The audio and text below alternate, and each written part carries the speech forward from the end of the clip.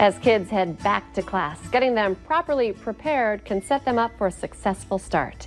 Dr. Stephanie Hansen, a pediatrician with Sanford Children's, joins us this morning to talk a little bit about how we can get our kids ready to go back to school in a healthy way. Thanks for coming in today. Thank you. There's so many things that we focus on when we're talking about back to school, shopping and school supplies, but there's more to it to make sure they're ready, including physicals, immunizations. What do you tell parents that they need to make sure they keep on their back to school list?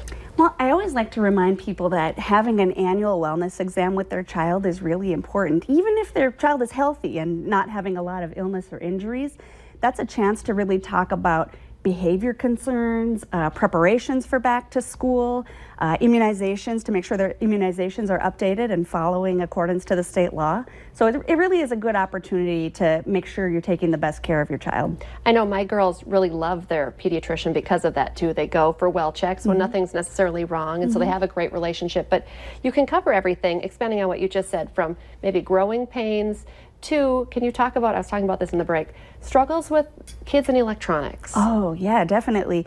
You know, we live in a society where electronics are at our fingertips all of the time, and that's true for our children too. And, you know, they enjoy it, it's fun, there's some opportunities for learning with it, but it can get to be a problem too when we know that kids will have more issues with low frustration tolerance, or might be more irritable if they're overdoing the screen time. And then of course when it's time to shut it off, that can be a big issue for families too. Sports start to pick up here in the fall again. What advice, not only getting your sports physical, but how about, you know, scheduling your kids and over-scheduling your kids? Is that a conversation you have with parents as well? Yeah, it's a balance, right? Just like anything in life. So, you know, of course we want kids to have regular physical activity, and there are great benefits to participating in team sports, but they need to have time for their academics, they need to have time for their friends, and it's important to make sure that they have some downtime in their day too. So I think being really judicious about what you choose for your child and involve them in the conversation. I know I talk about that all the time. I think that kids sometimes don't have enough downtime, just the free play, no electronics, no organized sports. Is that important to still have? It is. The brain needs time to rest and relax in our day, and giving kids that opportunity to just be or play or do something low-key that they enjoy, that's really good for their growth and development. I know as far as planning ahead too, it's more than pencils and notebooks. Sometimes I feel like we forget about the sleep schedules and maybe the healthy eating. How important is maybe a good breakfast for those little brains when they head back to class? You know, they head to school and that brain needs to be on right away when they walk in the door. So making sure that each day they have a good breakfast with plenty of protein that's going to last them all the way until lunch, I do think that is really important.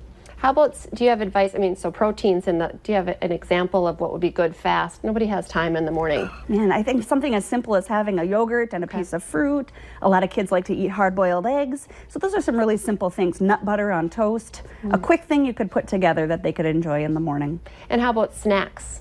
I mean, when you're packing snacks or after-school snacks, what would you suggest? You know, of course, we want to encourage opportunities for fresh fruits and vegetables whenever we can, and snack is a good time to do that. Trying to stay away from added sugars as much as possible, and again, encouraging them to take in some protein or healthy fats. It seems like when kids go back to class, that's when they start to get sick. They're all the little fingers and sneezing. And what are some of the reminders to try to keep your kids from getting sick or spreading illness? Number one thing we can do is make sure kids are good at washing their hands. And, you know, kids tend to rush through that process or skip it altogether. They need to be using soap, warm water, having friction when they rub their hands together. I teach my 6-year-old that she should wash her hands and sing the alphabet in her head while she does it, just to make sure that she does that long enough.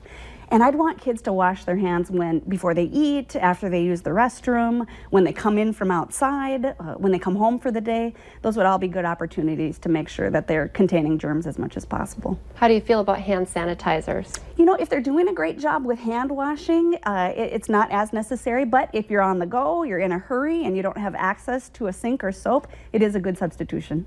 And before you go as well, kids are going out by themselves a lot, walking to and from school. Do we still have the stranger danger discussion, the being aware of your surroundings? Absolutely. You know, everything from traffic safety to what kind of people might you encounter on your journey. I think those are important things to talk with your child about. And then they need to know how to get a hold of you during the day. Yeah. You know, they should know your phone number. They should know your home address.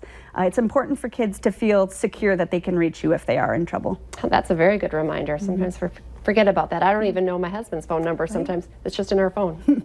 Dr. Hansen, thank you so much for coming in and helping us get prepared for the new school year. Stay with us. Coming up on North Dakota Today, a walk for ALS, how you can help this weekend.